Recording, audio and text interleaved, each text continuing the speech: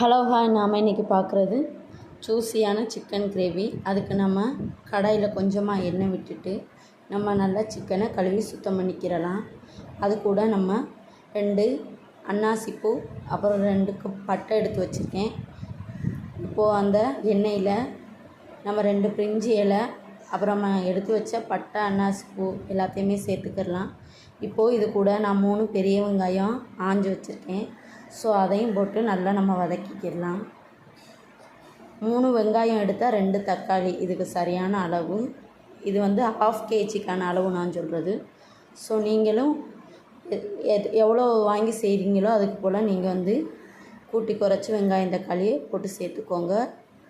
இப்போ நான் இஞ்சி பூண்டு பேஸ்ட் எடுத்து வச்சுருக்கேன், இது கூட ஆட் பண்ணேன். இந்த இஞ்சி பூண்டு பேஸ்ட்டோட எப்படி ஈஸியாக இஞ்சி பூண்டு செய்யலாங்கிற லிங்க் நம்ம சேனலில் ஆல்ரெடி நான் போஸ்ட் பண்ணியிருக்கேன். ஸோ கண்டிப்பாக பார்த்து லைக் பண்ணுங்கள்.